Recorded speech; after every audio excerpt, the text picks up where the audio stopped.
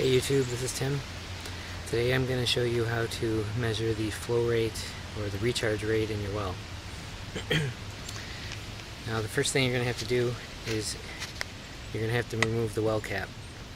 In our case, we've got set screws. This is pretty typical. There's set screws that are holding the cap tight onto the steel well casing that sticks up out of the ground. You may have to unscrew these set screws in order to get the cap off. In our case, we keep them loose because we check the level of the water fairly frequently. So if you just got them just barely snug, you can slip the well cap right off. But otherwise, you're going to have to loosen those to get this off. So that over there. Next thing you're going to want to do is you're going to just look down the well. Kind of get a sense for what the level of the water is in the well. So the next thing you're going to have to do is you're going to have to actually measure the level of the water in the well. And I have another video on that, so I'm not going to go into that in detail. But in a nutshell, it's just using a long tape measure. This is a 100-foot fiberglass tape with a weight on the end.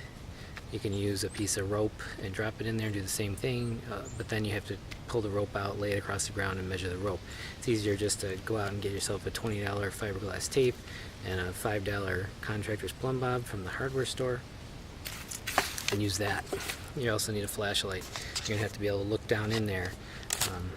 The basics of it are, and it's pretty simple, it's pretty straightforward, is you're going to lay enough of this tape on the ground to kind of approximate where the water level is. If you think it's at 50 feet, lay about 50 feet or 60 feet of tape on the ground, and you're just going to look down in the well with the flashlight while you're dropping that plumb bob down into the well.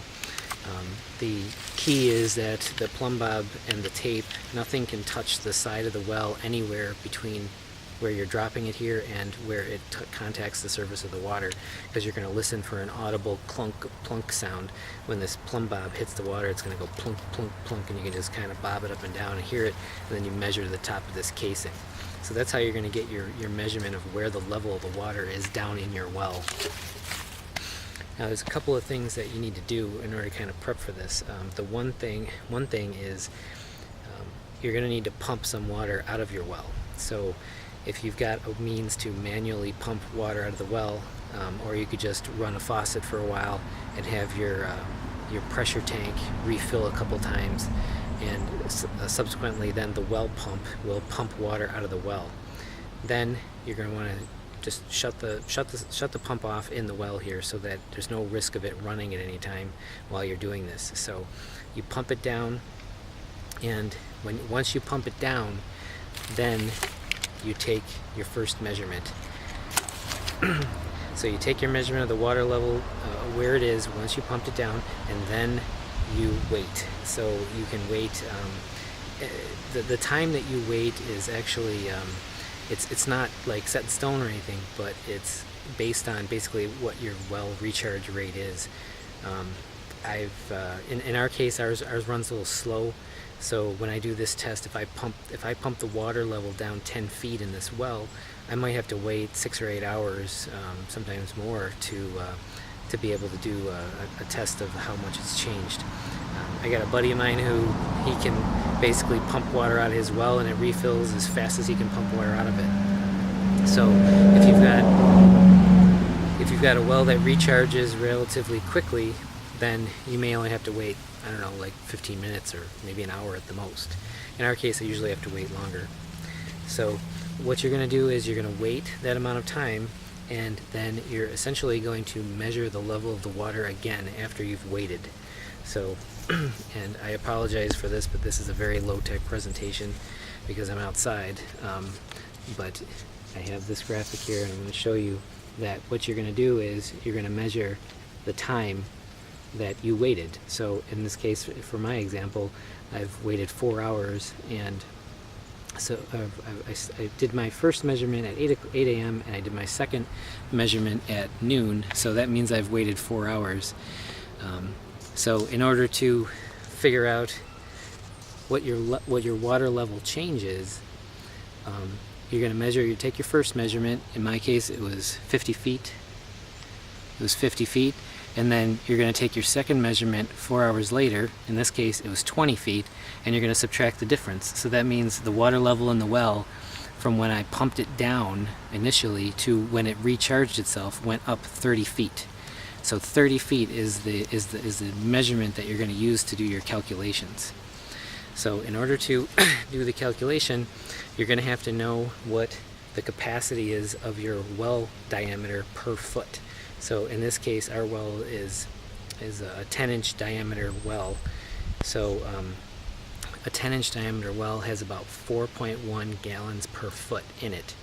So, and I've got other few sizes. You may have a 6-inch well, you may have an 8-inch well, you may have a 12-inch well.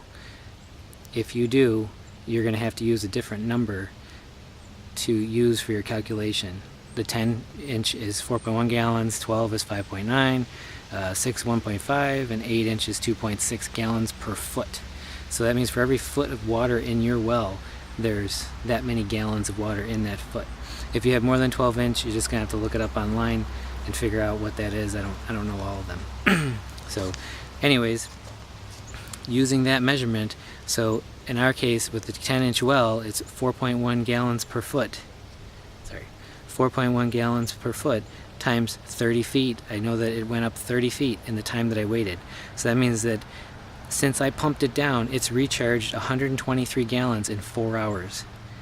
4 hours is 240 minutes. So then it's as simple as taking your gallons, and getting a gallons per minute. Just make sure you can see that. So it's just taking your gallons, you have 123 gallons, you're just dividing it by 240 minutes, which is the time you waited, and that gives you a half a gallon per minute. So that's your flow rate, and it's as simple as that. So that means in this is an example, this is an actual measurement on the well I have behind me here, but in this example I'm using, for that well to recharge 30 feet, which is equal to 123 gallons in 4 hours, that means that the flow rate is a half a gallon per minute. So it's really just as simple as that.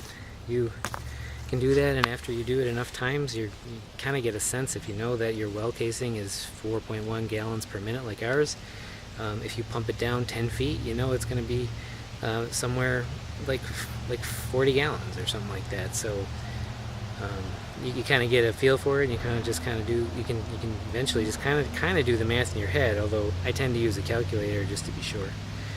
So that's basically it. And of course, when you're done, make sure you put your well cap back on. Make sure it's sealed nice and tight so nothing can get in there. And that's pretty much it. So I hope this helped, and good luck with your well.